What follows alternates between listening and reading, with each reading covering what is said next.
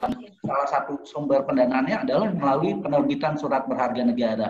Itu Iya. adalah instrumen dari pasar modal ya, Mhm. instrumen dari pasar modal. Kemudian masyarakat kita itu bisa membeli surat-surat berharga tadi ya, baik yang diterbitkan oleh negara maupun juga yang diterbitkan oleh korporasi. Perusahaan-perusahaan butuh dana, Telkom butuh dana buat bangun jaringan katakanlah IndiHome, mereka bisa menerbitkan saham buat dijual pada masyarakat. Kemudian juga bisa menerbitkan PLN butuh dana bisa nerbitin yang namanya obligasi atau Obligasi. katakanlah juga sukuk. Nah, itu juga instrumen dari pasar Pasar modal. modal. Jadi perusahaan-perusahaan yang butuh dana itu bisa menerbitkan surat-surat berharga kepada masyarakat untuk dijual kepada masyarakat, dan masyarakat bisa turut serta berbisnis dengan membeli surat-surat berharga baik yang diterbitkan oleh negara maupun juga oleh korporasi ya, baik itu swasta maupun juga BUMN ya, itu bisa membeli surat-surat berharga tersebut kita. Dan termasuk juga UKM Pak Agus ya, UKM juga bisa saat ini juga sudah bisa juga go public, sudah bisa juga mencari pendanaan melalui pasar modal ya, bisa mencari pendanaan melalui pasar modal. UKM kita sekarang OJK dan juga Bursa Efek Indonesia kita sudah membuka keran ya untuk UKM juga bisa mencari pendanaan di pasar modal. Kita sudah ada yang namanya saat ini papan akselerasi untuk juga memungkinkan untuk UKM juga bisa menerbitkan surat-surat berharga untuk dijual kepada masyarakat dan kemudian perusahaannya listing di bursa nantinya. Nah, ini ada peluang juga buat UKM juga nanti bisa mencari pendanaan di pasar modal ya. Jadi yang namanya sumber dana untuk UKM itu ya, kalau selama ini mungkin masyarakat taunya sumber dana itu ya pinjam uang ke bank gitu ya. Kalau sumber pembiayaan itu pinjam uang ke bank. Tapi sebetulnya bukan hanya pinjam uang ke bank, tapi bisa memanfaatkan pasar modal ya. Bisa memanfaatkan pasar modal. Pasar modal ini legalitasnya jelas ya. Ada di level undang-undang, ada undang-undang pasar modal nomor 8 tahun 95. Jadi legalitasnya juga jelas ada di level undang-undang. Ada instrumen-instrumen pasar modal juga ada banyak, ada saham, kemudian juga ada obligasi, ada yang namanya sukuk, ada yang namanya right warrant option, ada juga yang namanya IRE, dana investasi real estate, ada yang namanya DINFRA, dana investasi infrastruktur, ada yang namanya EBA, efek beragun aset, dan lain sebagainya. Jadi ada banyak instrumen-instrumen pasar modal yang nanti juga kita bisa pelajari. Kemudian mungkin tapi ini tahap awal dulu ya, baru pengenalan ya, Bapak Ibu mungkin juga baru mulai mengenal tentang pasar modal itu apa gitu ya. Tapi kalau kita lihat, kalau di negara-negara maju ini justru jadi sumber utama ya. Jadi sumber utama buat masyarakat di negara-negara maju buat investasi, pilihan utamanya justru pasar modal. Kemudian juga buat perusahaan-perusahaan, buat cari pendanaan juga umumnya perusahaan-perusahaan besar itu go public. Kita lihat yang namanya Apple, yang namanya Amazon, yang namanya Facebook, yang namanya Google, yang namanya Alibaba, Manchester United, dan lain sebagainya. Itu perusahaan-perusahaan yang sudah go public. Sahamnya nggak lagi dimiliki oleh beberapa pihak, tapi sahamnya dimiliki oleh masyarakat, oleh orang banyak. Jadi perusahaannya nggak perusahaan private yang hanya dimiliki oleh beberapa orang, tapi perusahaannya adalah perusahaan publik yang dimiliki oleh banyak orang. Dengan banyak orang ikutan jadi pemilik perusahaan, maka banyak pihak yang ikut mendoakan perusahaan. Banyak pihak yang ikut bagaimana memajukan perusahaannya untuk menjadi lebih maju dan lebih berkembang gitu ya. Dan itu ternyata ya, perusahaan-perusahaan besar di dunia ini semuanya saat ini adalah perusahaan-perusahaan yang sudah go public. Termasuk juga di Indonesia. Yang namanya bank umum itu go public semua Bapak Ibu. Yang namanya bank-bank umum itu di belakangnya pakai TBK ya. PT Bank Rakyat Indonesia Persero TBK, PT Bank Mandiri Persero TBK, perusahaan-perusahaan terbuka, PT Bank Sentral Asia TBK ya, perusahaan-perusahaan terbuka yang sahamnya bisa dimiliki oleh masyarakat. Sahamnya tidak hanya dimiliki oleh beberapa orang, tapi sahamnya dimiliki oleh masyarakat. Kalau kita mau berkembang, mau maju, ya jalannya adalah salah satunya adalah dengan go public. Ya, dengan perusahaan yang menjadi perusahaan publik. Umumnya ya perusahaan-perusahaan besar di dunia maupun di Indonesia saat ini sudah banyak perusahaan-perusahaan besar yang mengambil langkah untuk go public ya, termasuk diantaranya yang namanya Pak Sandiaga Uno, Pak Erick Thohir, itu adalah para pelaku pasar modal yang orang-orang yang sukses di pasar modal Indonesia. Ya perusahaan-perusahaannya juga menjadi perusahaan-perusahaan publik ya, mereka sukses dari pasar modal ya, dari capital market. Nah, mungkin Bapak Ibu juga nanti bisa mulai belajar nih bagaimana caranya kita berbisnis di pasar modal tentunya. Nah, konsep dasar pasar modal sebetulnya seperti ini Bapak Ibu. Kalau kita bikin usaha, katakanlah bikin usaha bakso, butuh modal katakanlah hanya 8 juta, kita mungkin bisa pinjam ke teman, mungkin bisa ajak bisnis teman, ajak bisnis saudara, ajak bisnis orang tua gitu ya. Butuh modalnya nggak banyak ya, nggak besar. Tapi begitu perusahaannya gede gitu ya, tambah besar, butuh modalnya nggak lagi hanya katakanlah puluhan juta, ratusan juta, tapi butuh modalnya sudah mungkin puluhan miliar, ratusan miliar, bahkan triliunan. Tentu kita nggak mungkin lagi pinjemnya atau ajak bisnisnya hanya ke beberapa orang. Tapi ajak bisnisnya adalah banyak orang. Itulah yang namanya go public ya. Pinjam uangnya ke banyak orang, ke masyarakat. Ajak bisnisnya nggak lagi ajak bisnis beberapa orang, tapi mengajak bisnis masyarakat. Inilah yang namanya go public ya. Makanya ya tadi yang namanya perusahaan-perusahaan besar umumnya justru ngambil langkah buat go public ya. Ngambil langkah buat go public. Nah, di Indonesia pasar modal sendiri strukturnya itu seperti ini. Pasar modal di Indonesia itu kita berada di bawah pengawasan dari Otoritas Jasa Keuangan, sama halnya dengan perbankan, kemudian asuransi, dana pensiun, pegadaian, itu sama-sama kita sekarang berada di bawah pengawasan dari OJK. OJK adalah lembaga negara yang dibentuk dengan Undang-Undang Nomor 21 Tahun 2011 ya, tentang OJK ya. Nah, ini kita berada di bawah pengawasan dari OJK ya. Jadi industri jasa keuangan secara keseluruhan di Indonesia itu berada di bawah pengawasan dari Otoritas Jasa Keuangan. Kemudian di bawah OJK kalau di industri pasar modal, jadi kalau OJK tuh ada komisioner yang membawahi pasar modal, ada komisioner yang membawahi perbankan, kemudian ada komisioner yang membawahi industri keuangan non-bank. Nah, kalau asuransi, dana pensiun, multi finance itu semua masuk di dalam industri keuangan non-bank. Tapi kalau pasar modal itu komisionernya sendiri ya. Komisionernya sendiri yang khusus membawahi tentang pasar modal. Nah, kemudian kalau di industri pasar modal sendiri di bawah OJK itu ada Bursa Efek Indonesia, ada Clearing Penjaminan Efek Indonesia, dan ada Kustodian Sentral Efek Indonesia. Ketiga lembaga ini adalah self-regulatory organization di industri pasar modal Indonesia. Jadi organisasi yang memiliki kewenangan untuk membuat aturan-aturan di bidang pasar modal untuk dipatuhi oleh para pelaku pasar modal. Mungkin saya nggak bahas ini satu persatu karena waktu kita juga terbatas ya. Nanti detailnya kalau Bapak Ibu berkenan nanti bisa ikutan kegiatan kita. Kita punya kegiatan juga yang namanya Sekolah Pasar Modal ya.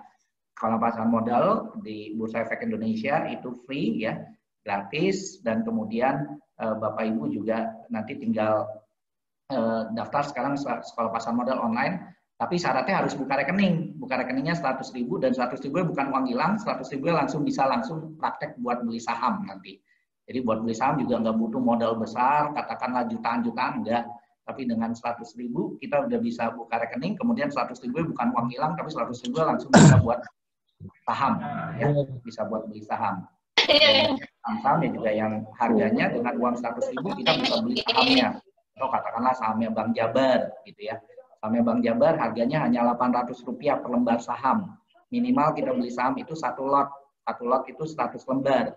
Berarti dengan uang Bank Jabar tadi satu lotnya 800, berarti satu lembarnya 800, satu lotnya berarti hanya Rp80.000 ya. Rp80.000 angka yang terjangkau oleh masyarakat gitu ya, oleh Bapak Ibu semua udah bisa mulai dengan tadi 80.000 udah bisa beli saham gitu ya.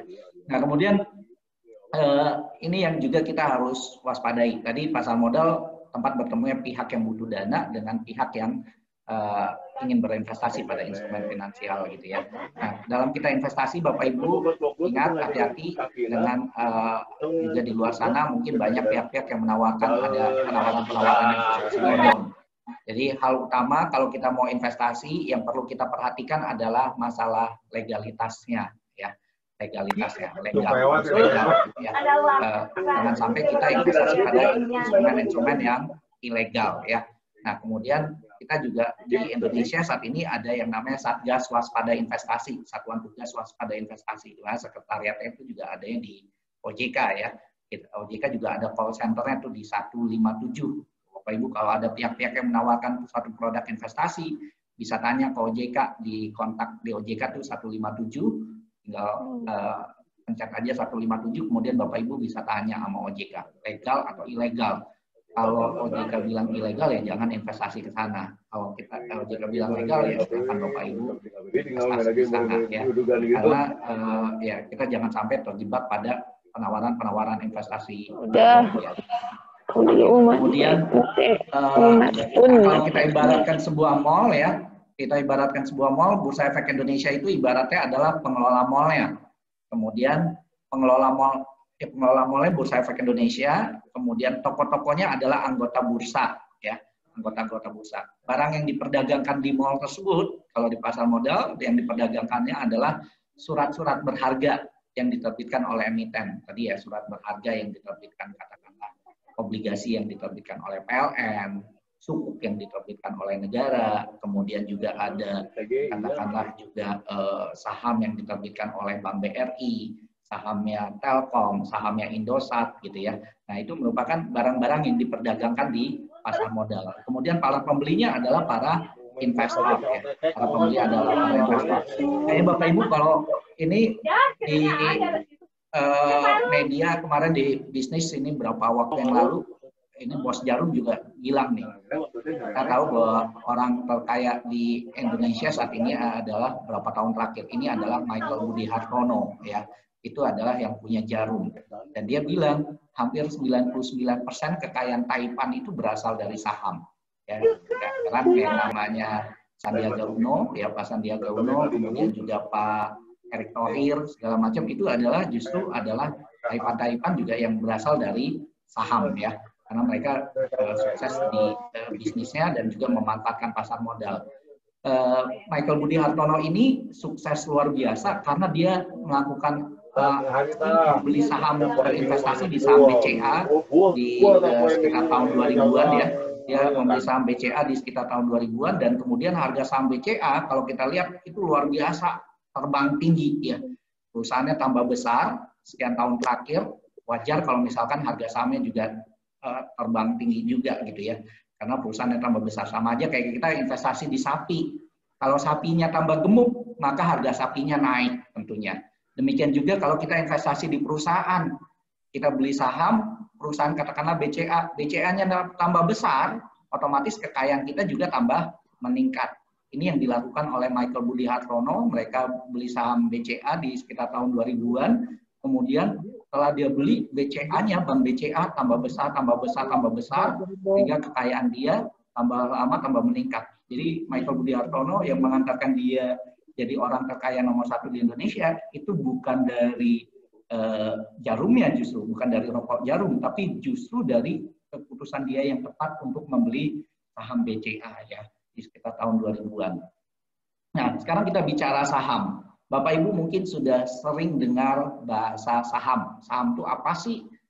Saham itu adalah surat berharga bukti kepemilikan atas satu perusahaan ya. Surat berharga bukti kepemilikan atas satu perusahaan. Kalau saya bilang saya adalah pemegang saham dari Bank Jabar, maka saya harus bisa buktikan saya punya sahamnya ya. Kalau bukti kepemilikan atas motor itu namanya BPKB ya. Kemudian kalau bukti kepemilikan atas tanah itu namanya sertifikat. Tapi kalau bukti kepemilikan atas satu perusahaan itu namanya adalah saham ya. Kalau saya bilang saya adalah pemilik dari Telkom, maka saya harus bisa buktikan saya punya saham dari Telkom. Saya bisa hadir di dalam rapat umum pemegang saham Telkom ya. Keputusan tertinggi dalam badan hukum PT perseroan terbatas, keputusan tertingginya itu ada di rapat umum pemegang saham. Keputusan tertingginya bukan di tangan direksi, bukan di tangan komisaris, tapi keputusan tertingginya ada di tangan rapat umum pemegang saham. Di RUPS ini bisa ditentukan siapa yang akan jadi direksi, siapa yang akan jadi komisaris, berapa gaji direksi, berapa gaji komisaris. Itu keputusannya semua ada di tangan rapat umum pemegang saham. Bapak Ibu bisa buktikan nanti, contoh katakanlah Bapak Ibu mau ini nih, beli sahamnya Bank Jabar tadi hanya 80.000, gitu ya, beli 1 lot. Mau hadir di RUPS bisa nggak? Bisa, gitu ya. Dengan karena kita udah punya saham, kita bisa hadir di dalam rapat umum pemegang sahamnya. Gimana teknisnya? Nanti begitu kita sudah punya sahamnya, kemudian tapi buka rekening dulu tuh di perusahaan sekuritas ya, udah punya sahamnya, kemudian begitu ada pengumuman, ada di media massa nasional, biasanya perusahaan-perusahaan yang sudah go public, sekurang-kurangnya pada saat ada corporate action yang termasuk mengenai RUPS, rapat umum pemegang saham, itu mereka harus umumkan di 2 media massa nasional pada saat mau RUPS. Kemudian kita bisa langsung daftar, bilang ke perusahaan sekuritas saya mau hadir. Nanti perusahaan sekuritasnya akan daftarkan nama Bapak Ibu untuk hadir di RUPS-nya Bank Jabar, katakanlah. RUPS-nya Bank Jabar, kemudian habis itu dicek dulu kan tadi punya sahamnya Bank Jabar nggak benar. Kalau udah punya sahamnya, nanti kemudian sekuritasnya akan daftarkan, kemudian nanti akan keluar yang namanya KTUR, kartu tanda untuk rapat umum pemegang saham ya, untuk hadir di RUPS. Kemudian kalau udah pegang KTUR itu baru bisa hadir di RUPS ya, bisa diperbolehkan masuk di dalam rapat umum pemegang saham. Walaupun punya cuma 1 lot, Pak, iya, walaupun punya hanya 1 lot, Bapak Ibu bisa hadir di dalam rapat umum pemegang saham dari perusahaan yang sahamnya kita miliki. Nah, konsep dasar saham itu seperti apa, Bapak Ibu? Kalau kita lihat konsep dasar saham itu seperti ini. Tadi ya, Pak Bejo pengen punya usaha bakso. Untuk bikin usaha bakso itu butuh modal 8 juta. Tapi Pak Bejo cuma punya uang 1 juta. Kurang uangnya buat bikin usaha bakso. Kemudian Pak Bejo ajak bisnis teman-temannya. Alhasil contoh katakanlah teman-temannya, ada 7 orang teman-temannya sepakat ikutan bisnis bareng Pak Bejo dengan menanamkan modal masing-masing 1 juta. Teman-temannya beli saham. Hasil terkumpul uang 8 juta. 1 jutanya modal Pak Bejo, 7 jutanya modal 7 orang teman-temannya. Jadi masing-masing 1 juta ya. Kemudian terkumpul uang 8 juta ya. Terkumpul uang 8 juta. Terkumpul uang 8 juta, nah kemudian usaha bakso bisa berjalan. Pertanyaannya, usaha bakso milik siapa? Usaha baksonya adalah milik bersama. Walaupun yang mengelola usahanya adalah Pak Bejo. Pak Bejo namanya pengusahanya, dia yang mengelola usaha. Teman-temannya hanya ikut penyertaan modal. Teman-temannya hanya ikut penyertaan modal, maka teman-temannya namanya adalah investor. Jadi Pak Bejonya adalah pengusahanya, dia yang punya saham dan dia juga yang mengelola usaha. Teman-temannya hanya ikut penyertaan modal, maka teman-temannya namanya adalah investor. Kemudian begitu usahanya berkembang, tadinya hanya 1 gerobak, sekarang jadi 2 gerobak. Kekayaan Pak Bejo meningkat, meningkat. Ya, perusahaannya tambah besar, kekayaan Pak Bejo juga meningkat. Kekayaan pemegang saham meningkat nggak? Meningkat juga. Jadi investor juga kekayaannya akan meningkat pada saat perusahaannya juga tambah besar. Lantas apa yang membedakan antara pengusaha dengan investor? Bedanya yang mengelola usaha, maka dia berhak atas yang namanya gaji, berhak atas yang namanya tunjangan. Sedangkan kalau yang jadi investor itu tidak berhak atas yang namanya gaji, tidak berhak atas yang namanya tunjangan. Kenapa? Karena dia ya kerjanya hari-hari nggak ngurusin perusahaan tersebut. Kerjanya mungkin hari-harinya adalah sebagai dosen, katakanlah di STI PGRI. Sehingga akhirnya berhak dapat gajinya dari STI PGRI. Kemudian yang satu lagi temannya Pak Bejo ini, katakanlah jadi guru di satu SMA, katakanlah jadi guru, maka berhak gajinya dapat gajinya dari SMA tersebut, gitu ya. Kekayaannya pada saat usaha bakso yang meningkat, kekayaan si teman-temannya juga ikutan meningkat, ya. Kekayaan.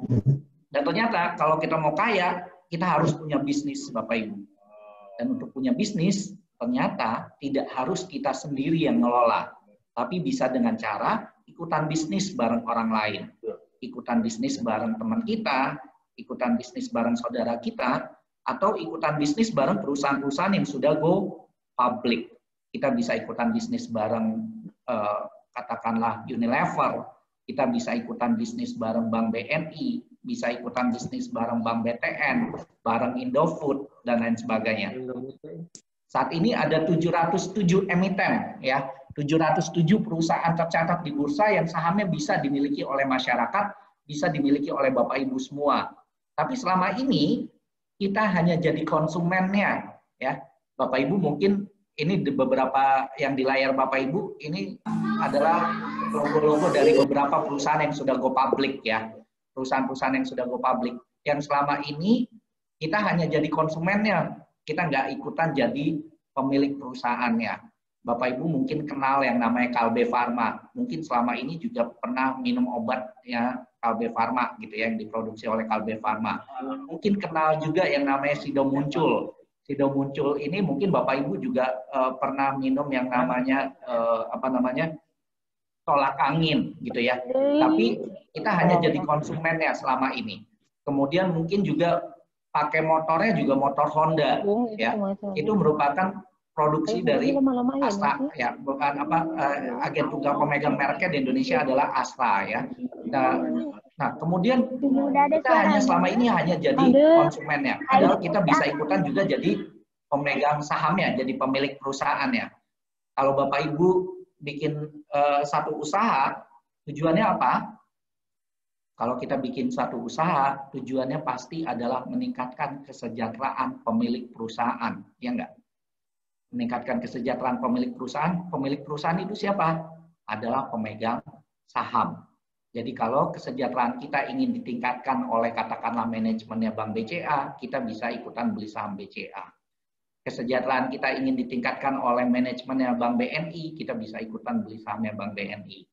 Mau kesejahteraan kita ikut ditingkatkan katakanlah oleh S Hardware, kita bisa beli sahamnya S Hardware dan seterusnya, ya. Jadi kita bisa ikutan beli saham dari perusahaan-perusahaan besar kita yang sudah go public. Nah, keuntungan dalam kita investasi saham apa? Yang pertama kita bisa yang dapat yang namanya capital gain. Capital gain, saya beli saham hari ini di harga 1.000 katakanlah. Beli saham di harga 1.000 atau kemarin ya, kalau ini libur, Sabtu Minggu libur pasar modal. Kemarin beli dia 1.000. Kemudian perusahaannya tambah besar, sekian tahun kemudian saya jual di harga 5.000, maka saya dapat capital gain. Dulu saya beli di harga 1.000, waktu perusahaannya belum sebesar, katakanlah belum sebesar nanti gitu ya. Nah, saya jual di harga 5.000, maka saya dapat capital gain. Kemudian keuntungan lainnya kita bisa memperoleh yang namanya dividen. Dividen itu apa? Dividen adalah bagian keuntungan perusahaan yang dibagikan kepada pemegang saham. Dividen bagian keuntungan perusahaan yang dibagikan kepada pemegang saham. Kalau di koperasi itu namanya SHU, sisa hasil usaha. Tapi kalau di perusahaan namanya dividen, ya. Di perusahaan namanya dividen. Kemudian juga kita bisa dapat saham bonus pada saat perusahaan membagikan saham bonus. Kemudian kita juga berhak hadir di dalam rapat umum pemegang saham di RUPS. Walaupun kita punya cuma satu lot, tapi kita berhak hadir di RUPS.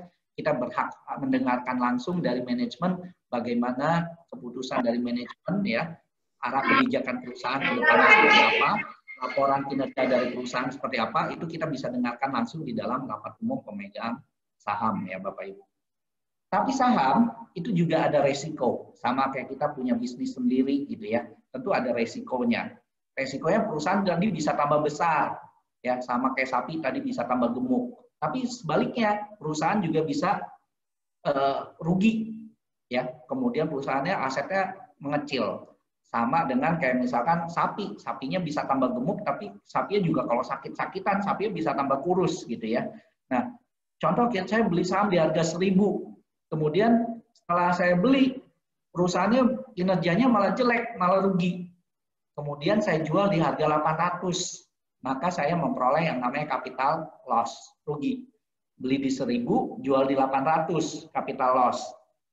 Tapi kalau belum dijual, belum capital loss namanya, baru potensial loss. Kenapa? Karena bisa jadi harganya naik lagi gitu ya. Perusahaan rugi tahun ini, tapi tahun depan bisa jadi untung gitu ya. Kemudian resiko lainnya adalah kalau perusahaan rugi, tentu nggak bagi dividen, sama aja dengan koperasi. Bapak Ibu jadi anggota koperasi, koperasinya rugi, tentu nggak bagi SHU kalau rugi. Kalau untung bagi SHU, tapi kalau rugi nggak bagi SHU.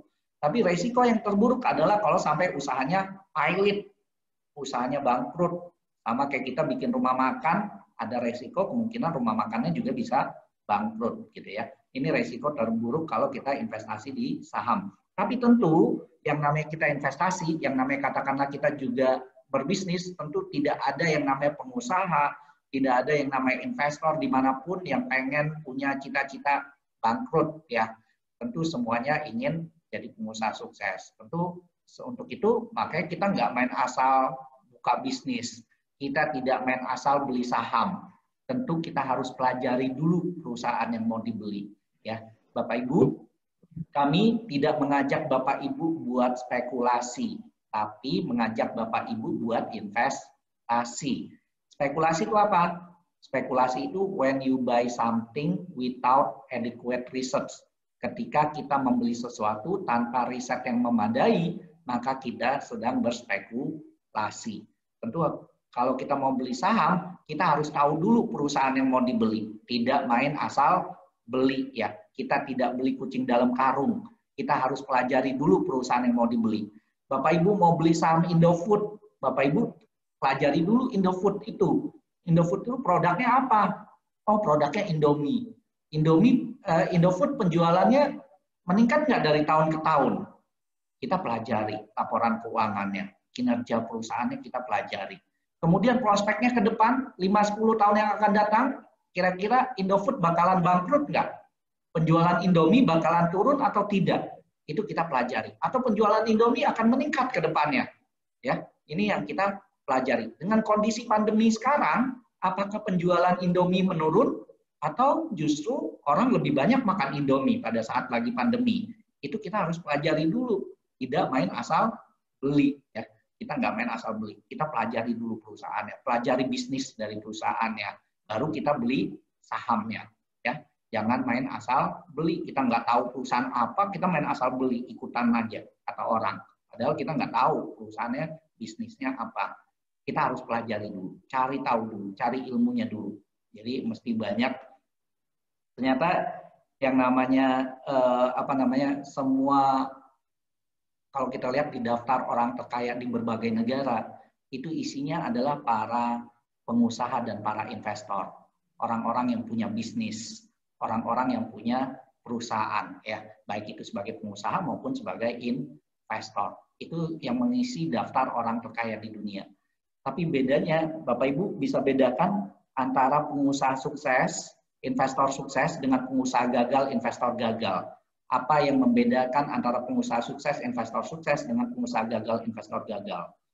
Pengusaha sukses, investor sukses bukan yang nggak pernah rugi. Bapak Ibu boleh tanya sama semua pengusaha, pasti pernah merasakan yang namanya rugi. Tapi apa yang membedakan antara pengusaha sukses dengan pengusaha gagal, investor sukses dengan investor gagal? Pengusaha sukses, investor sukses, pada saat dia rugi, dia belajar dari kesalahan. Sehingga akhirnya untungnya bisa lebih banyak daripada ruginya. Pengusaha gagal, investor gagal, biasanya enggan belajar dari kesalahan, agak sedikit malas. Sehingga yang terjadi apa? Ruginya lebih banyak daripada untungnya. Sehingga pada satu titik, dia frustasi jadi pengusaha, frustasi jadi investor, jadilah pengusaha gagal, investor gagal. Jadi kuncinya kalau kita mau sukses jadi pengusaha atau investor, kuncinya harus terus mau belajar, ikro, dan ikro. Karena kondisi bisnis itu, kondisi market selalu dinamis ya, berubah-ubah. Ya, kondisi sekarang dengan pandemi, kita harus pintar-pintar nyari peluang nih.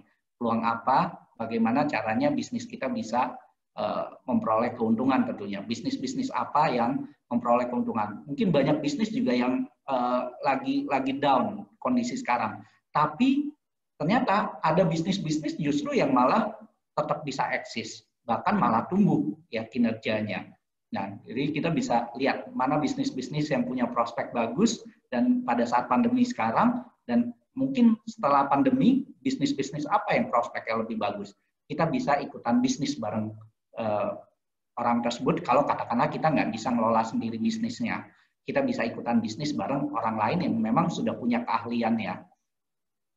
Nah, investasi saham, Bapak Ibu, itu sama kayak kita nanam pohon. Kalau kita nanam pohon, tentu kita pilih bibitnya, kita pilih benihnya. Kalau kita tanam bibit yang bagus, hasilnya akan bagus. insya Allah akan bagus. Tapi kalau kita salah pilih bibit, bibit jelek yang kita tanam, tentu hasilnya nggak sesuai dengan yang kita harapkan. Kita pilih dulu bibitnya. Saya nanam saham Telkom hari ini, dengan saya nanam saham Indosat, dengan saya nanam di saham XL, tentu 5 tahun yang akan datang hasilnya nggak akan sama. Karena apa? Karena kinerja Telkom, Indosat, dan XL berbeda. Ya, nggak mungkin sama kinerja Telkom, Indosat, sama XL, walaupun industrinya sama. Saya beli saham Bank BRI, beli sahamnya Bank BCA, beli sahamnya katakanlah Bank Bukopin, 5 tahun yang akan datang tentu hasilnya akan berbeda. Jadi kita pilih dulu bibitnya. Kemudian juga yang namanya semuanya juga nggak instan. Walaupun di saham itu bisa beli pagi, jual siang bisa gitu ya, tapi resikonya juga jauh lebih besar. Ya, Bapak Ibu, kalau mau investasi akan lebih baik kalau misalkan kita investasinya jangka panjang, akan memberikan tingkat return yang lebih optimal. Karena semuanya ya kalau kita nanam pohon, tentu nggak mungkin kita tanam hari ini besok langsung berbuah gitu ya. Tentu butuh proses, butuh kesabaran, butuh ketekunan. Nggak mungkin Bapak Ibu bikin bisnis hari ini, buka rumah makan, besok langsung untung, enggak gitu ya. Ada satu proses. Nah, ini yang kita tentu butuh kesabaran dan ketekunan juga, dan terus mau belajar sehingga akhirnya kita bisa sukses. Apa yang terjadi dengan awal tahun pada saat pandemi? Pada saat pandemi sekarang ya, kita lihat saham-saham banyak yang berguguran. Contoh sahamnya BCA itu turun sampai 11,67%. Bapak Ibu bisa lihat di grafik ini ya. Di grafik ini di bawah tuh bisa kelihatan persentasenya. Kemudian composite itu adalah indeks harga saham gabungan di bursa kita, itu turun sampai 20,36%. Ya to date ya, dari awal tahun 1 Januari sampai dengan 12 September hari ini, kemarin ya, penutupan kemarin, itu saham BCA turun sampai 11,67%. Composite index kita, IHSG kita turun 20,36%. Kalau IHSG ini rata-rata. Kalau IHSG turun 20,36%, artinya ada perusahaan-perusahaan yang mungkin turun lebih dalam, tapi mungkin ada juga perusahaan-perusahaan juga yang justru malah naik harga sahamnya. Contoh, ini sahamnya MDKA. MDKA ini apa? Merdeka Copper Gold ya. Ini perusahaan emas, perusahaan tambang emas. Salah satu pemiliknya yang besar, ini pemilik besar di MDKA ini adalah Saratoga. Saratoga itu punyanya Pak Sandiaga Uno ya, perusahaan miliknya Pak Sandiaga Uno. Justru pada saat lagi pandemi sekarang, Saratoga itu harga sahamnya justru naik 52% dari awal tahun. Ya, dari awal tahun justru memperoleh keuntungan, harga sahamnya naik 52%. Lebih tinggi dari kenaikan harga emas yang dari awal tahun itu naik 37,34%. Jadi biasanya Bapak Ibu kalau lagi terjadi krisis atau terjadi pandemi kayak sekarang, biasanya orang justru menghindari pasar modal, jual saham-saham yang katakanlah saham-saham yang kurang bagus, biasanya mereka pindahkan ke investasi yang aman, biasanya di emas. Memang akhirnya pada saat krisis biasanya harga emas naik karena demand-nya naik ya. Demand akan emas naik, harga emas naik. Tapi begitu krisis usai, biasanya orang jual emas kemudian pindahkan lagi ke pasar modal. Biasanya harga-harga saham kembali rebound, kembali naik. Itu yang terjadi pada saat krisis-krisis katakanlah di tahun 2008, krisis tahun 98, itu juga kondisinya sama gitu ya.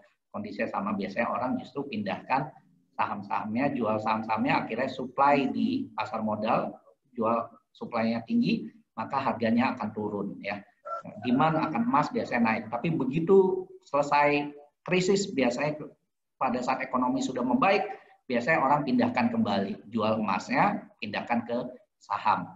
Biasanya harga-harga saham akan kembali naik ya. Ini bisa kita lihat dari 10 tahun terakhir. Ini data 12 September 2010 ke 12 September 2020 ya. 12 September 2020. Harga saham BCA Bapak Ibu 10 tahun terakhir itu harga sahamnya naik 388%. MDKA ini baru IPO-nya baru 2015 Bapak Ibu ya. Baru 2015. Jadi enggak, kalau ini kelihatan tabelnya itu yang kayak di bawah itu kelihatan dia baru mulai dari 2015 ya. Jadi MDKA sendiri naik 269% dari 2015 memang.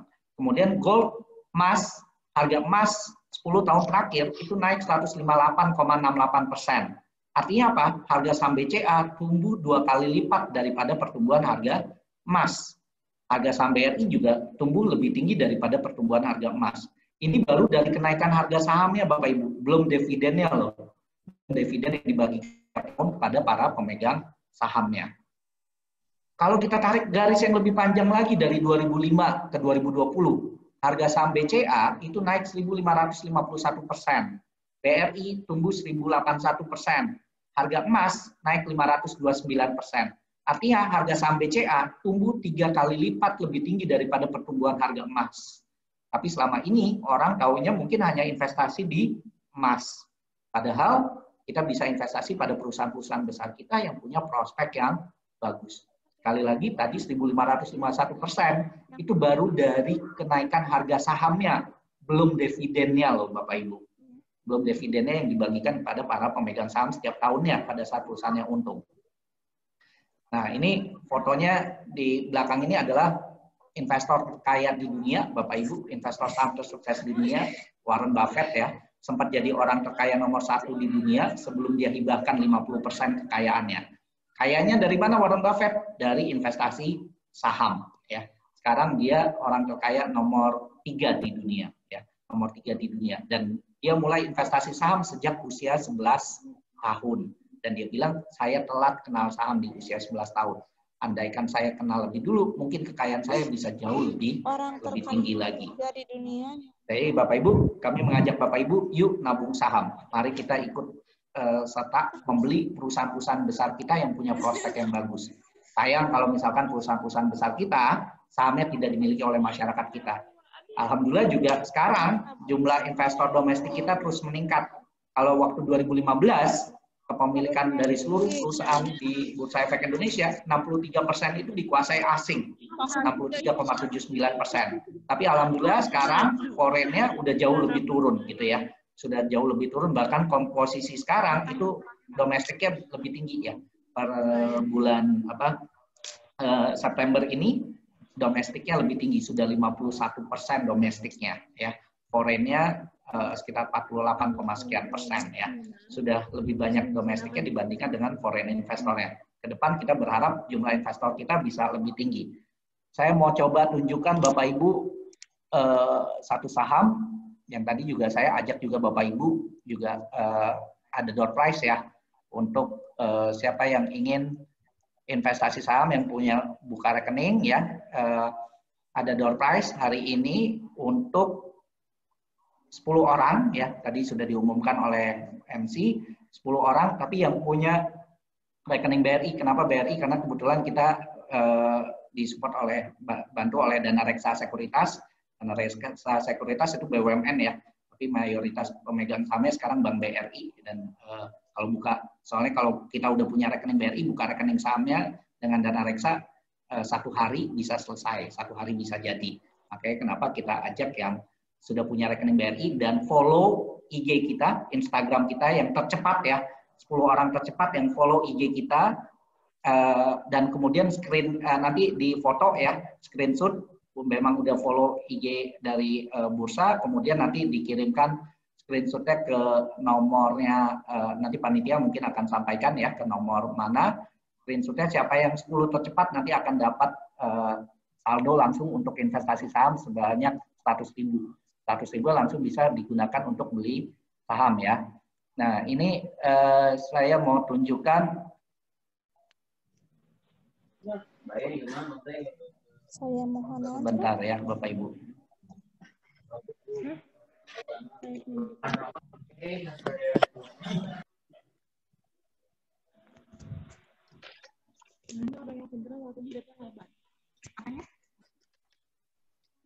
Ini saya tampilkan sahamnya Bank website-nya Bank BRI, Bapak Ibu bisa lihat? Sudah bisa lihat, Pak Moderator? Sudah, Pak. Sudah kelihatan. Sudah ya? Ya. Sudah kelihatan ya. Ini kalau kita lihat di setiap perusahaan yang sudah go public di websitenya itu ada menu investor atau investor relation atau hubungan investor. Nih kalau kita masuk ke sini ada klik investor relation. Kalau kita klik di sini nih investor relation BRI itu Bank Rakyat Indonesia, Bapak Ibu. Apa iya sahamnya milik rakyat Indonesia? Kita bisa lihat nih website BRI nyampeinnya seperti apa. Ya. Saya agak lama ya bukanya.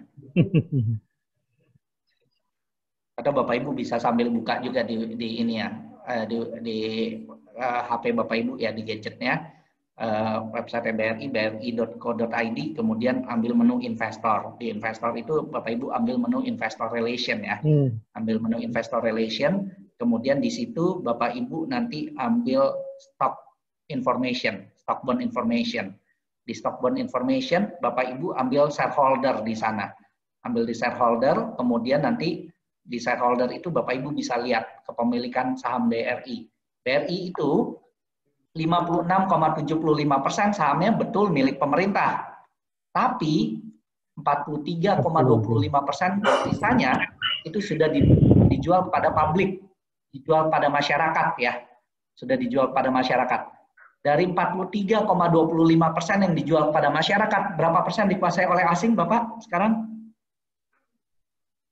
Dari 43,25% yang dijual kepada masyarakat, itu sekitar 34%-nya dikuasai oleh asing. Ya, dikuasai oleh asing. Padahal namanya apa? Bank Rakyat Indonesia. Bukan Bank Rakyat asing namanya, tapi Bank Rakyat Indonesia.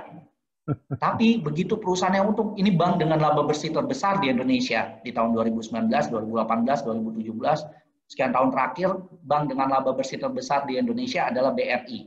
Tapi begitu BRI-nya untung, keuntungannya ngalir kemana? Apakah ngalir ke pintu-pintu rumah masyarakat Indonesia? Ternyata tidak ngalir ke pintu-pintu rumah masyarakat Indonesia. Begitu BRI untung, keuntungannya ngalir keluar. Dividennya ngalir ke asing. Asingnya terima dalam bentuk rupiah. Tentu mereka konversi ke mata uang negaranya, mereka konversi ke dolar. Akhirnya penawaran akan rupiah menjadi tinggi, permintaan akan dolarnya menjadi tinggi, akhirnya rupiah kita menjadi anjlok. Kondisi ini bukan terjadi hanya di BRI. Silakan Bapak Ibu buka websitenya Telkom, buka websitenya Bank Mandiri, buka websitenya Bank BNI, sama semuanya. Ternyata perusahaan-perusahaan Indonesia sahamnya tidak dimiliki oleh masyarakat Indonesia sendiri. Kepemilikannya tidak dimiliki oleh masyarakat Indonesia. Kenapa? Karena masyarakat Indonesia yang nggak ngerti caranya beli saham. Nah ini yang kita terus sosialisasikan. Beberapa minggu yang lalu atau Bapak Ibu bisa buka di YouTube kita, di YouTube searching aja ya. Kita kemarin ini juga ada sosialisasi juga sama Pak Sandi ya, bareng Pak Sandiaga Uno, sama cerita beliau juga cerita tentang bagaimana beliau berinvestasi di saham ya. Nah ini juga menjadi motivasi juga buat Bapak Ibu buat turut memiliki bagaimana kita ke depannya bisa menjadi pemilik dari perusahaan-perusahaan besar kita, dan ke depannya seharusnya keuntungan dari perusahaan-perusahaan besar kita harusnya ke depannya ngalir ke pintu-pintu rumah masyarakat Indonesia, tidak lagi ngalir ke luar ya. Nah, caranya kalau mau beli saham Bapak Ibu nggak bisa buka rekeningnya di Bursa Efek Indonesia. Buka rekeningnya harus ke perusahaan sekuritas, anggota bursa dari Bursa Efek Indonesia. Sekarang buat buka rekening itu bisa online ya, sekarang zamannya teknologi. Transaksinya juga bisa lakukan secara online dari gadget Bapak Ibu sendiri. Bapak Ibu bisa pantau pergerakan harga saham, beli jualnya juga dari HP Bapak Ibu sendiri. Bapak Ibu bisa lakukan sekarang. Bapak Ibu bisa buka ada perusahaan-perusahaan sekuritas ya. Cari misalkan contoh Dana Reksa Sekuritas, Mandiri Sekuritas, Pending Sekuritas ya. Kemudian juga ada MNC Sekuritas dan lain sebagainya. Ada 105 perusahaan sekuritas yang ada di Indonesia.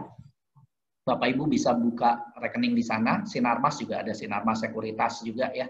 Bisa buka rekening di perusahaan-perusahaan sekuritas. Sekarang nggak butuh modal besar, 100.000 udah bisa buka rekening, dan 100.000 langsung bisa buat beli saham. Nanti bisa belajar, dan kemudian Bapak Ibu bisa follow Instagramnya @idx_Jawa Barat ya. IDX di garis bawah ya, _ Jawa Barat. Bapak Ibu bisa follow Instagram kita. Kemudian kita juga ada kelas-kelas tadi ya, kelas sekolah pasar modal. Kemudian Bapak Ibu bisa ikut kelas sekolah pasar modal secara online ya. Bisa ikut kelasnya, kemudian bisa mulai belajar dari sekolah pasar modal tadi. Dan itu semua free ya, gratis Bapak Ibu. Nah, jadi tidak perlu takut ditipu. Produk pasar modal adalah produk keuangan yang resmi di bawah pengawasan OJK. Kemudian juga takut gagal, katakanlah nggak perlu takut ya. cerita kegagalan dalam investasi kerap terjadi karena kita spekulasi, bukan investasi. Tadi beli kucing dalam karung, kita nggak tahu perusahaannya, kita main asal beli. Ya, kerap terjadi kesalahannya itu, karena kita tidak investasi, nggak pelajari dulu perusahaan yang mau dibeli. Ya. Kemudian takut kalah, hanya produk spekulasi yang mengenal menang dan kalah. Perlakukan pasar modal sebagai investasi jangka panjang, itu akan lebih optimal. Kalau Bapak Ibu bukan tipenya yang risk taker, orang yang berani ngambil resiko, jangan trading saham. Beli pagi, jual siang, jangan. Kalau kita bukan tipe yang risk taker, orang yang berani ngambil resiko. Ya, kemudian takut hitung-hitungan. Kalau takut hitung-hitungan, tengok perusahaan-perusahaan terbaik di bidangnya untuk bakal pilihan saham pertama Bapak Ibu. Contoh katakanlah, di perusahaan-perusahaan di sektor tadi telekomunikasi, ada Telkom, ada Indosat, ada XL. Telekomunikasi sekarang orang pakai semua tuh yang namanya internet gitu kan, pakai internet. Mana yang prospeknya lebih baik menurut Bapak Ibu? Beli sahamnya dari sekarang, bisa Bapak Ibu pilih ya. Jadi nggak perlu takut untuk investasi di saham untuk memulai. Demikian dari kami, mudah-mudahan apa yang saya sampaikan hari ini ada manfaatnya buat Bapak Ibu semua. Kalau ada manfaatnya, semuanya karena Allah Subhanahu wa Ta'ala. Kalau ada salah karena kebodohan saya mohon dibukakan pintu maaf. Terima kasih. Billahi taufiq wal hidayah. Assalamualaikum warahmatullahi wabarakatuh. Waalaikumsalam warahmatullahi wabarakatuh. Terima kasih Pak Reza. Kita tunggu adzan sebentar. Alhamdulillah sudah selesai. Saudara-saudara sekalian, apa yang sudah disampaikan oleh pemateri, oleh narasumber Pak Reza Sadat, tadi sudah memberikan gambaran yang sangat jelas tentang bagaimana perspektif berinvestasi melalui pembelian saham di pasar modal. Nah, bagi yang kebetulan tertarik, tentu banyak media yang bisa kita pergunakan untuk bisa bagaimana kita mewujudkan bisa berinvestasi di pasar modal. Namun sebelum ke situ nanti kita akan coba dulu explore apa yang disampaikan oleh Pak Reza tadi. Barangkali teman-teman mahasiswa peserta webinar yang sudah banyak nampaknya memberikan pertanyaan dan tanggapan, mudah-mudahan nanti bisa dijawab oleh Pak Reza dan pada akhirnya nanti menjadi bagian yang integral untuk bisa teman-teman sekalian berinvestasi di pasar modal. Selanjutnya saya serahkan dulu ke Pak Eris untuk mencoba melihat beberapa pertanyaan yang nanti akan dijawab oleh narasumber. Pak Eris, silahkan. Baik, sudah saya pilihkan beberapa penanya, ada 5 pertanyaan sesuai dengan jumlah hadiah yang disiapkan oleh panitia ya. Pak Reza, saya kirim file pertanyaan yang saya pilihkan tadi ke Pak Reza. Ya.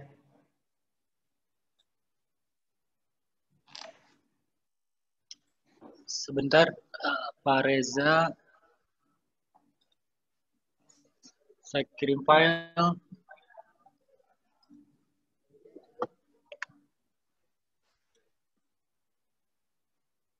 Nah itu Pak, sudah saya kirim 5 penanya.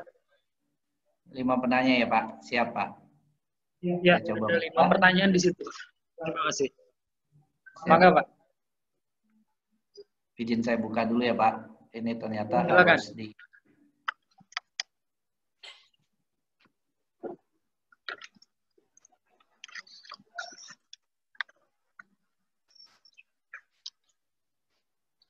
Yang pertama, pertanyaan pertama dari Ibu Neng Siti Nuralfi Laila ya.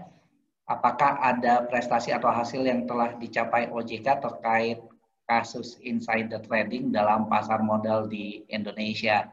Mungkin untuk terkait ini karena saya bukan dari OJK dan saya tidak punya kapasitas untuk menjawab hal ini. Mohon maaf, mungkin saya belum bisa menjawab hal ini ya, terkait pertanyaan pertama dari Ibu Neng. Kemudian terkait pertanyaan dari Ibu Tina, ya, Pak izin bertanya untuk Pak Reza, apa langkah antisipasi yang harus dilakukan oleh kami sebagai investor pemula yang baru saja belajar dan bergabung di BI di masa pandemi ini mengingat saham yang kita beli untuk berinvestasi mengalami penurunan. Terima kasih. Jadi Bapak Ibu nggak perlu khawatir, Bu Tina ya. Sejauh saham yang yang Ibu Tina itu beli adalah saham yang punya fundamental yang bagus, nggak perlu khawatir, bisa ditahan atau pada saat turun justru kalau ada uang bisa dibeli lagi ya, dibeli lagi di harga bawah sehingga harga rata-ratanya jadi turun gitu ya. Kemudian untuk jangka panjang kita yakini bahwa pandemi ini akan segera berakhir, dan setelah itu ya tentunya pasar modal kita, saham-saham kita juga akan kembali mengalami kenaikan ya, perusahaan juga akan kembali pulih, kemudian juga bisa kembali tumbuh ya, sehingga harga sahamnya juga bisa kembali naik ya. Tapi tentu kita perlu cermati terus kinerja keuangan dari perusahaan-perusahaan yang sudah tercatat yang sahamnya kita beli ya. Kita perlu lihat, pantau laporan keuangannya, kinerjanya, kemudian juga prospek dari perusahaan ke depannya. Ini juga tentu harus kita pantau ya. Sehingga ya Bapak Ibu juga, Bu Tina juga bisa terus sambil belajar ya, terus belajar, ini mungkin kegiatan-kegiatan edukasi yang diselenggarakan oleh Bursa Efek Indonesia maupun juga perusahaan sekuritas.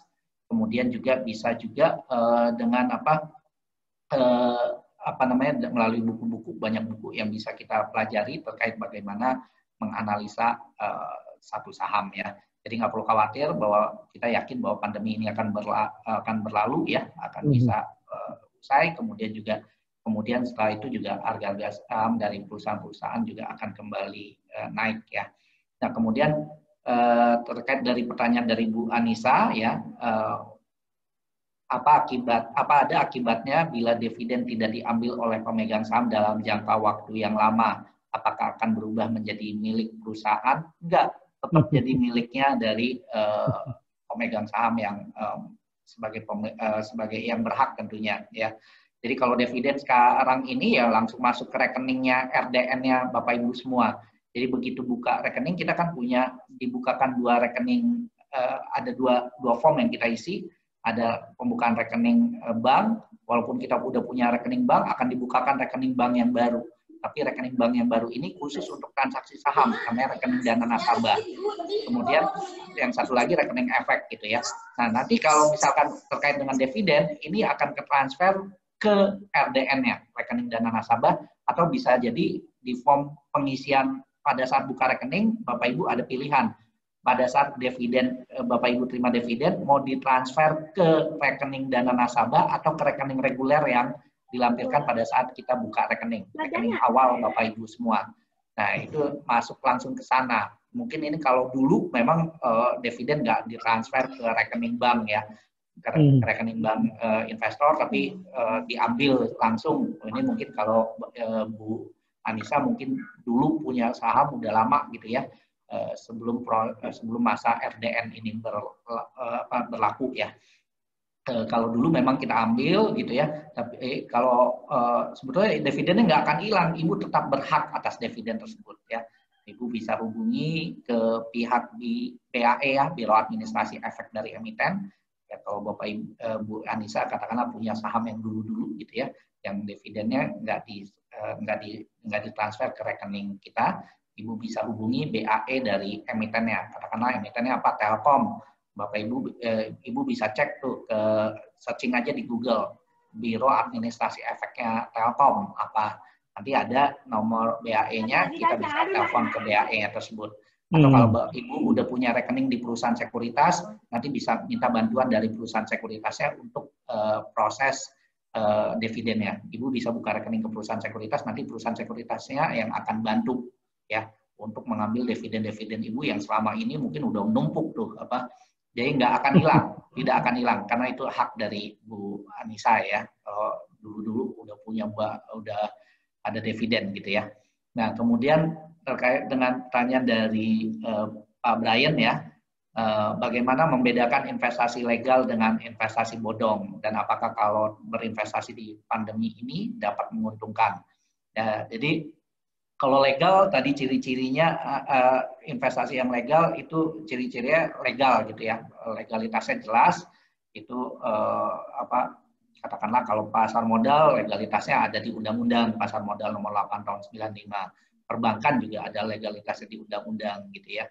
Kemudian juga ya legalitasnya jelas dari lembaga yang memang juga berhak ya. Karena kalau di Indonesia ada OJK, ada kemudian dari BI atau Bapepti atau koperasi izinnya dari Departemen Koperasi gitu ya.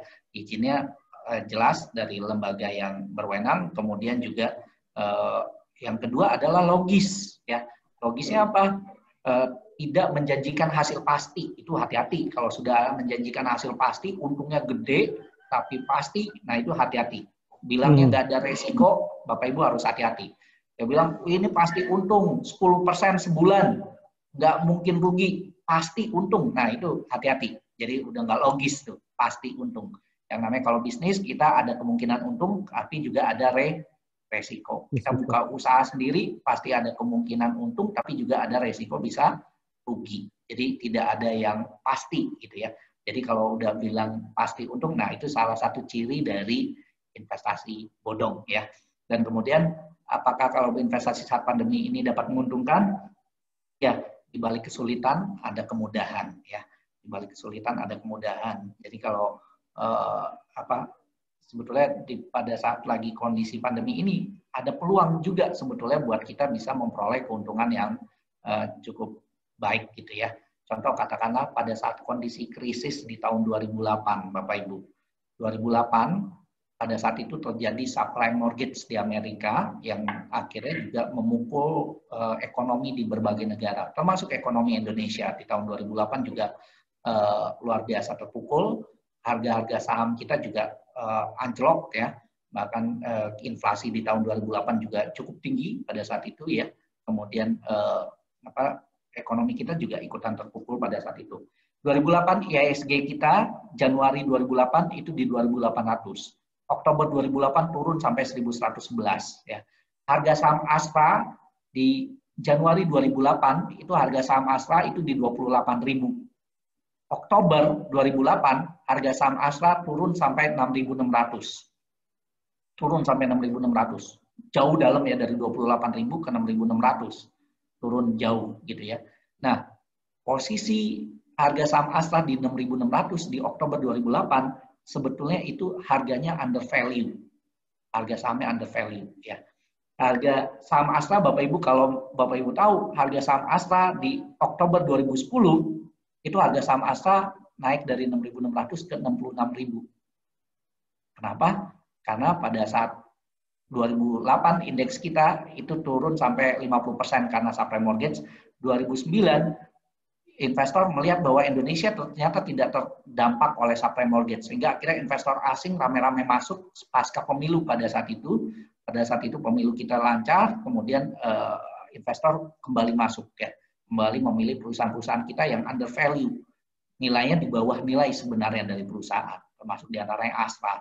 Astra 6.600 itu udah murah banget, perusahaannya untung, labanya meningkat, tapi harga sahamnya turun, ya, under value. Book value-nya pada saat itu bukan di 6.600, price to book value-nya 0, sekian persen gitu apa.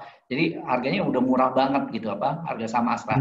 Nah, kondisinya itu hampir mirip dengan kondisi sekarang gitu ya. Banyak saham-saham yang sebetulnya kinerjanya masih cukup bagus, tapi harga sahamnya turun, ya. Harga sahamnya turun, penurunan harga sahamnya jauh lebih tinggi dibandingkan dengan katakanlah mungkin kinerjanya turun, tapi turunnya sebenarnya nggak turun banget gitu, tapi harga sahamnya turun jauh lebih tinggi. Nah itu sebetulnya ada peluang buat kita buat memilih perusahaan-perusahaan yang saat ini lagi terdiskon gitu ya. Ya saham-saham yang hari ini sedang terdiskon, yang nanti pada saat pandeminya usai, kemungkinan besar harga saham ini akan kembali terbang, akan kembali naik gitu ya. Nah kita bisa lihat di sana, dan kita bisa lihat juga perusahaannya apa sih, produknya, prospeknya gimana ke depannya ya. New normal ini dengan new normal kira-kira justru akan meningkat nggak penjualan dari perusahaan tersebut, penjualan produknya akan meningkat atau enggak. Nah kita bisa analisa sebetulnya. Jadi nggak main ya, tentu jadi investor nggak instan gitu ya, nggak hanya oh ini bagus nih kayaknya, hanya kayaknya, tapi kita tentu harus pelajari perusahaannya dulu. Kemudian kalau mau sampai Hanya setiap perusahaan yang sudah go public tadi ada menu hubungan investor, di situ juga ada nomor telepon dari corporate sekretarinya, kita bisa tanya sama corporate sekretarinya, kondisi bisnisnya seperti apa yang akan dilakukan oleh perusahaan ke depan. Jadi kita tabayun dulu, cari tahu dulu gitu ya tentang perusahaan yang mau kita beli. Jangan main asal beli gitu ya. Kalau kita mau jadi investor, kita pelajari dulu perusahaan yang mau dibeli ya. Kemudian juga jadi ada prospek sebetulnya dengan kita pada saat pandemi ini kita bisa selektif memilih perusahaan-perusahaan mana yang punya prospek yang bagus. Pada saat ini terus terang kayak asing sendiri itu udah keluar sampai sekitar 32 triliun dari pasar modal kita, dari pasar saham kita udah keluar sampai 32 triliun asingnya keluar. Nah, pada saat ini sebetulnya harganya jadi tertekan, jadi murah. Pada saat asingnya balik lagi nanti kondisi pandeminya usai, asingnya pasti akan balik lagi ke Indonesia, invest lagi di Indonesia. Nanti harga-harga saham tentu kalau asingnya udah balik, demand-nya akan tinggi, harga akan kembali naik. Akan kembali naik pada saat itu sebetulnya ada peluang buat kita bisa memperoleh keuntungan tentunya. Dan Bapak Ibu nggak perlu khawatir, Indonesia ini adalah negara yang luar biasa ya. Alhamdulillah kita terlahir di Indonesia dan Indonesia punya prospek yang luar biasa ke depannya. Hampir semua lembaga-lembaga besar dunia memprediksi Indonesia 2000, kalau mudah-mudahan nggak ada yang berubah ya terkait dengan pandemi ini, 2030, 10 tahun lagi katanya Indonesia akan jadi negara dengan ekonomi terbesar nomor 5 di dunia. Bahkan di 2045 katanya Indonesia sudah berada di nomor 4 katanya, negara terbesar dengan ekonomi terbesar di dunia. Kenapa? Karena Indonesia punya sumber daya alam yang luar biasa berlimpah, Bapak Ibu. Enggak, di dalam perut bumi kita, tidak semua negara punya emas, kita punya emas. Enggak semua negara punya timah, kita punya timah. Enggak semua negara punya, katakanlah, nikel, punya katakanlah juga uranium, dan lain sebagainya. Indonesia punya. Enggak semua negara punya. Indonesia punya. Bicara tanah, enggak semua tanaman itu bisa ditanam di Eropa, di Jepang, di Korea, di Amerika, tapi hampir semua tanaman bisa ditanam di Indonesia.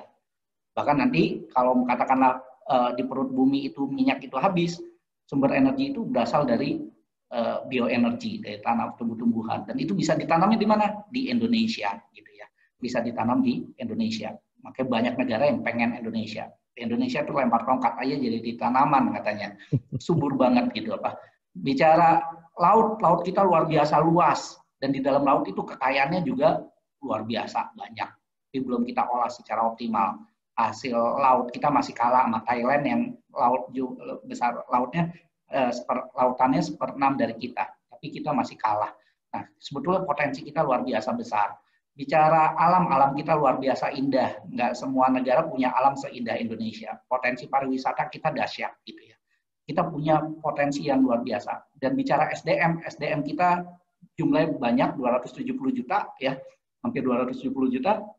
Dan kemudian hebatnya lagi di 2030 itu lebih banyak anak-anak mudanya daripada kakek-kakek dan nenek-neneknya. Lebih banyak yang berada di usia produktif.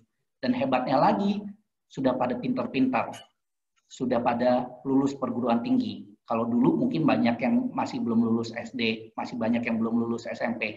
Tapi 2030-2040 Indonesia sudah pada lulus perguruan tinggi. SDM kita, anak mudanya banyak dan pintar-pintar, dan sudah bisa mengolah, kalau selama ini kita mungkin ekspor bahan mentah, kemudian impor bahan jadi gitu ya. Tapi ke depan, kita katanya sudah bisa mengolah itu semua. Sudah bisa mengolah dengan anak-anak kita yang pintar-pintar, kita bisa mengolah bahan mentah, sumber daya alam kita menjadi bahan jadi. Jadi value added-nya akan luar biasa gitu ya. Dari nikel bisa jadi baterai, bisa jadi mobil listrik dan lain sebagainya. Indonesia akan punya potensi yang dahsyat yang tidak dimiliki oleh semua negara. Jadi Indonesia akan jadi impian dari para investor untuk investasi di Indonesia.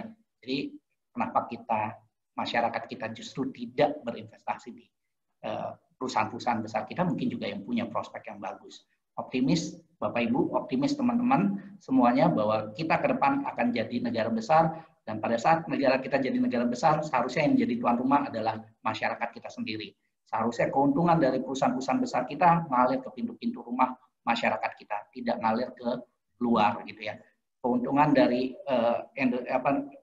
sumber daya kita yang luar biasa seharusnya bisa dinikmati oleh masyarakat Indonesia, tidak dinikmati oleh orang asing katakanlah, tapi masyarakat kita bisa menikmatinya. Nah itu mungkin selanjutnya ada yang dari Pak Rifki ya, menurut Bapak investasi apa yang cocok untuk masa pandemi sekarang dan cocok untuk masa yang akan datang setelah pandemi ya. Nah kayak pandemi sekarang ya tentu ya mungkin Pak Rifki juga bisa lihat ya, kira-kira yang sekarang ini lagi laris itu apa gitu ya. Ya dengan kondisi pandemi ya orang tentu masih sektor mungkin kayak consumer goods gitu ya, itu masih tetap bisa sustain ya pada saat kondisi pandemi. Kenapa? Karena orang tetap mengkonsumsi, katakanlah tadi mungkin Indomie juga masih tetap mengkonsumsi Indomie. Bahkan mungkin penjualan Indomie meningkat karena orang stok Indomie lebih banyak pada saat terjadi krisis.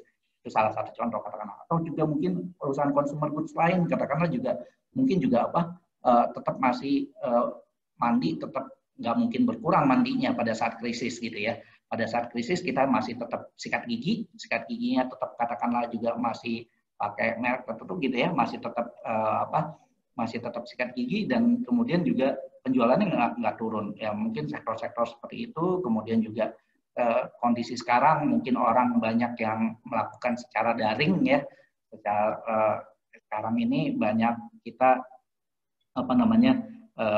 kayak sekarang webinar gitu ya, tentu butuh kuota gitu ya, kuotanya, dan kemudian akhirnya penjualan atau pendapatan dari perusahaan-perusahaan provider telekomunikasi juga ikutan meningkat seiring dengan saat ini kita lebih banyak dengan melakukan kegiatan secara webinar ya. Ya. Beda. Wah. Ya, mungkin itu Bapak, Ibu, jawaban dari saya. Mudah-mudahan bisa menjawab dan mohon maaf kalau misalkan ada yang salah, ada yang tidak berkenan. Terima kasih. Baik, terima kasih Pak Reza atas jawaban yang tadi ditanyakan oleh